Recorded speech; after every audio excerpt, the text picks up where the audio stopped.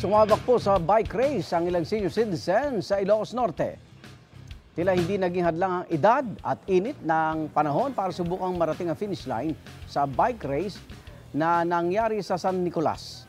Kahit mahigit 60 anyos na, malakas pa rin daw sila at walang sakit.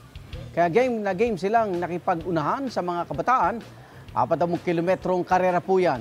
Bagamat hindi nanalo, masaya sina Lolo na matapos nila ang karera nang walang tinamong injury.